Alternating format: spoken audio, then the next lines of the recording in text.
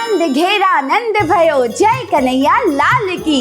हाथी घोड़ा पाल की, जय कन्हैया लाल की। वारे कन्हैया तेरे कितने नाम, तुझे रणछोड़ राय कहूँ या द्वारकाधीश, तुझे तिरुपति बालाजी कहूँ या श्रीजी बाबा, तुझे विट्ठल कहूँ या फिर नटखट नंदलाला। चाहे कोई भी रूप हो, तू है हम सबका पालनहारा। माखन चोर नंद किशोर, हमारे कृष्ण कन्हैया के जन्मोत्सव पर आप सभी का A&A सिनेवालास के सनातन सीक्रेट्स पर स्वागत है। श्री कृष्ण का जन्मोत्सव तो हम सभी बड़े उत्साह से मनाते हैं, और क्यों ना मनाएं। बाल गोपाल की वो प्यार भरी मस्तियाँ मिट्टी खाकर बड़ी निर्दोषता से मुंह खोलकर पूरे ब्रह्मांड को दिखाना, और तो और अपने दोस्तों के साथ मिलकर माखन चुराना और उसे बांट कर खाना, ये सब हम कैसे भूल सकते हैं। लेकिन श्री कृष्ण का जन्म मतलब कि जन्माष्टमी सिर्फ जन्मोत्सव या माखन चोरी नहीं है, बल्कि उनका जीवन तो हमारे लिए पाठशाला है। बहुत कुछ सीख सकते हैं हम उससे। हम अपनी लाइफ की छोटे छोटे प्रॉब्लम को कितना बड़ा बना देते हैं। लेकिन सोचिए, मथुरा में जन्मे श्री कृष्ण को तो जन्म से पहले ही कितनी बार मारने की कोशिश की गई थी। छोटी उम्र में भी उन पर कई हमले हुए थे, लेकिन हमारे बाल गोपाल गोकुल में मस्ती भरा जीवन जी रहे थे।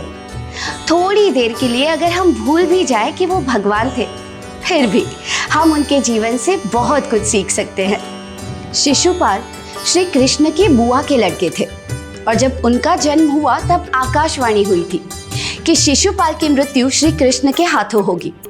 अब एक माँ ये कैसे सह सकती थी। श्री कृष्ण तो जानते थे कि विधि का विधान कोई नहीं टाल सकता, लेकिन दूसरी ही ओर वो अपनी बुआ को दुखी भी तो नहीं देख सकते थे।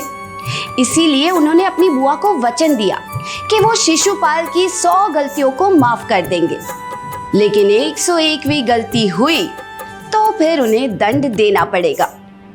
और श्री कृष्ण ने शिशुपाल की 100 गलतियों को माफ भी किया।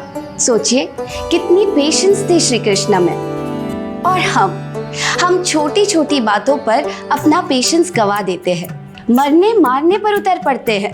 महाभारत में दुर्योधन कब से युद्ध करना चाहता था, लेकिन श्री कृष्ण शांति दूत बनकर अपनी विनम्र और मधुर वाणी से युद्ध को रोकने की और शांति बनाए रखने की कोशिश करते रहे, क्योंकि लड़ाई किसी चीज का सल्यूशन नहीं होती। लेकिन जब कोई रास्ता नहीं बचा तो उन्होंने पांडवों का साथ देने का फैसला किया, वो भी इसलिए क्योंकि पांडव धर्म के लिए लड़ रहे थे। हम कभी कभी ये तय नहीं कर पाते कि कब लड़ना चाहिए और कब नहीं। अर्जुन के साथ भी तो यही हुआ था। अर्जुन भी युद्ध के समय कश्मकश में थे, क्योंकि सामने अपने ही थे और वो अपनों को कैसे मारे। तब श्री कृष्ण ने अर्जुन को समझाया कि धर्म से बढ़कर कोई रिश्ता नहीं है, और जब वक्त हो सही के लिए लड़ने का तो लड़ना ही चाहिए। श्री कृष्ण की हर एक बात कितनी इंस्पायरिंग है ना।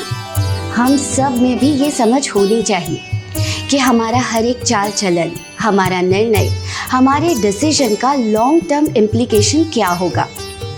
इससे लोगों को कितना नुकसान होगा या कितना फायदा होगा। और ये बात छोटों से लेकर बड़ों तक सभी को लागू होती है। श्री कृष्ण अर्जुन के सारथी तो थे ही, पर भगवत गीता देकर वो हम सब के सारथी बन गए हैं।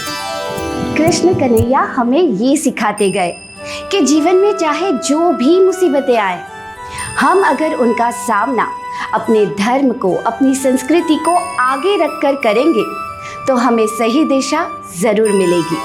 हम ऐसी कई इंटरेस्टिंग बातों को लेकर आपके सामने आएंगे, बस आपका साथ चाहिए। और आपका साथ कैसे मिलेगा? हमारी चैनल को लाइक, शेयर और सब्सक्राइब जरूर कीजिएगा। तो आइए जन्माष्टमी का महोत्सव मनाते हैं, खुशियाँ बांटते हैं और जोर जोर से चिल्लाते हैं, हाथी घोड़ा पाल की, जय कन्हैया लाल की।